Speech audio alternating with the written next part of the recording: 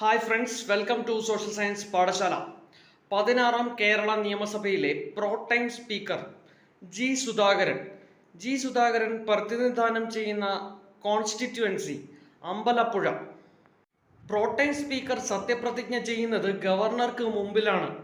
Pro tem സ്പീക്കർക്ക് മുമ്പിലാണ് നിയമസഭയിലെ മറ്റ് സാമാജികർ സത്യവാചകം ചൊല്ലുന്നത്. 16ാം കേരള നിയമസഭയിൽ പ്രോടൈം സ്പീക്കർക്ക് മുമ്പാകെ സത്യപ്രതിജ്ഞ ചെയ്ത ആദ്യത്തെ അംഗം വി അബ്ദുൽ ഗഫൂർ ആണ്. ആദ്യത്തെ വനിതാ അംഗം OS അംബിക. സഭയുടെ ആദ്യത്തെ സമ്മേളനത്തിൽ അധ്യക്ഷത വഹിക്കുന്നത് പ്രോടൈം സ്പീക്കറാണ്. പുതുതായി തിരഞ്ഞെടുക്കപ്പെടുന്ന അംഗങ്ങൾക്ക് സത്യവാചകം ചൊല്ലിക്കൊടുക്കുക, പുതിയ സ്പീക്കറെ തിരഞ്ഞെടുക്കുന്നതിനുള്ള നടപടികൾ നിയന്ത്രിക്കുക എന്നിവയാണ് പ്രോടൈം സ്പീക്കറുടെ ചുമതലകൾ. ആദ്യത്തെ പ്രോടൈം സ്പീക്കർ റോസമ്മ പൊന്നൂസ് ആണ്. ഇന്ത്യൻ ഭരണഘടനയിലെ ആർട്ടിക്കിൾ 178 അനുസരിച്ച് സംസ്ഥാന നിയമസഭകളിൽ സ്പീക്കറും ഡെപ്യൂട്ടി സ്പീക്കറും ഉണ്ടായിരിക്കണം. R ശങ്കരനാരായണൻ തമ്പിയാണ് കേരള നിയമസഭയിലെ ആദ്യത്തെ സ്പീക്കർ.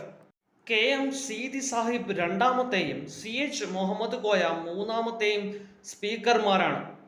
ഇതുവരെ വനിതകൾ ആരും തന്നെ കേരളത്തിൽ നിയമസഭാ സ്പീക്കർമാരായിട്ടില്ല. 16ാം കേരള നിയമസഭയിലെ സ്പീക്കറായി തിരഞ്ഞെടുക്കപ്പെട്ടത് ശ്രീ തിരുവഞ്ചൂർ രാധാകൃഷ്ണനാണ്. അദ്ദേഹം കേരള നിയമസഭയിലെ 25ാമത്തെ സ്പീക്കറാണ്. കോട്ടയം നിയമസഭാ മണ്ഡലത്തെയാണ് അദ്ദേഹം നിയമസഭയിൽ റെപ്രസെന്റ് ചെയ്യുന്നത്. 16ാം കേരള നിയമസഭയിലെ deputy speaker Shrimati Shanimol Usman. Deputy സ്പീക്കറാവുന്ന 18ാമത്തെ വ്യക്തിയും 4ാമത്തെ വനിതയുമാണ് ശ്രീമതി ഷാനിമോൾ ഉസ്മാൻ. KO ഐഷാബായ്, നഫീസത്ത് ബീവി എന്നിവരാണ് കേരളത്തിൻ്റെ 1ഉം 2ഉം ഡെപ്യൂട്ടി സ്പീക്കർമാർ. MP മുഹമ്മദ് ജാഫർ ഖാൻ, അദ്ദേഹം കേരളത്തിൻ്റെ 3ാമത്തെ ഡെപ്യൂട്ടി സ്പീക്കറായിരുന്നു. ഐഷാബായ്, നഫീസത്ത് ബീവി, ഭാർഗവി തങ്കപ്പൻ എന്നിവരാണ് ശ്രീമതി ഷാനിമോൾ ഉസ്മാന് മുൻപ് ഡെപ്യൂട്ടി സ്പീക്കറായ വനിതകൾ. Thank you very much for watching this video.